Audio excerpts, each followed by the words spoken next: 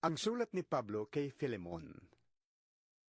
Mula kay Pablo, bilanggo dahil kay Kristo Jesus, at mula kay Timoteo na ating kapatid, para kay Filemon, ang minamahal naming kamanggagawa, at sa iglesyang nagtitipon sa iyong bahay, kay Apia na aming kapatid na babae, at kay Arkipo na katulad naming nagsisikap sa paglilingkod.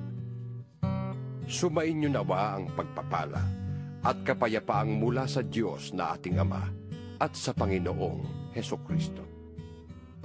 Lagi akong nagpapasalamat sa Diyos tuwing isinasama kita sa aking pananalangin, sapagkat nababalitaan ko ang pag-ibig na ipinapakita mo sa lahat ng hinirang ng Diyos at ang iyong pananampalataya sa Panginoong Hesus.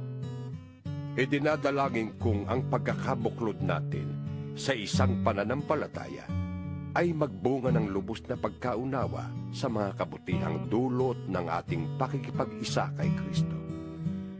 Kapatid, ang pag-ibig na yun ay nagdulot sa akin ng malaking katuwaan at kaaliwan, sapagkat dahil sa iyo, sumigla ang kalooban ng mga hinirang ng Diyos. Kaya nga, malakas ang loob kong iutos sana sa iyo ang nararapat gawin bilang kapatid mo kay Kristo. Ngunit, mas minabuti kong makiusap sa iyo sa ngalan ng pag-ibig. Akong si Pablo, nasugo ni Kristo Jesus, at ngayon nakabilanggo dahil sa Kanya, ay nakikiusap sa iyo tungkol kay Onesimo, na anak ko sa pananampalataya. Nahikayat ko siya sa pananampalataya habang ako'y naririto sa bilangguan.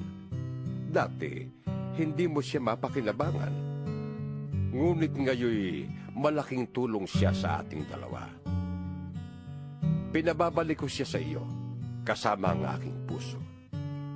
Ibig ko sanang manatili na siya sa aking piling upang siya ang maglingkod sa akin habang ako'y nakabilanggo dahil sa magandang balita. At sa gayon para na rin ikaw ang kasama ko rito. Ngunit ayokong gawin yon nang wala kang pahintulot, upang maging kusa ang pagtulong mo sa akin at hindi sa pilitan. Marahil, nalayo sa iyo si Onesimo ng konting panahon, upang sa pagbabalik niya makasama mo siya habang panahon. Hindi lamang bilang isang alipin, kundi bilang isang minamahal na kapatid. Napamahal na siya sa akin, ngunit lalo na sa iyo. Hindi lamang bilang isang alipin, kundi bilang isa ng kapatid sa Panginoon.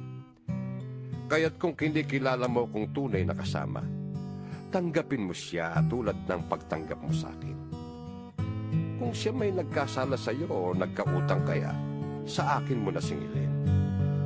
Akong si Pablo ang siyang sumusulat nito. Ako ang magbabayad sa iyo. Hindi ko na dapat banggitin pa na utang mo sa akin ang iyong pagkakilala kay Kristo. Ipinapakiusap ko lamang sa iyo, alang-alang sa Panginoon. Pagbigyan mo ang aking kahilingan. Pasayahin mo naman ako bilang kapatid kay Kristo. Lubos akong naniniwala na gagawin mo ang hinihiling ko sa sulat na ito, at maaaring higit pa rito. Ipaghanda mo rin ako ng matutuluyan, sapagkat umaasa akong loloobin ng Diyos na ako'y makakabalik diyan, gaya ng inyong idinadalangin.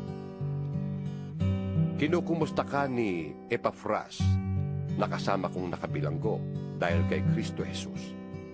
Kinukumusta ka rin ni na Marcos, Aristarco, Demas, at Lucas, na mga kasama ko sa gawain. Naway sumainyong lahat ang pagpapala ng ating Panginoong Hesukristo.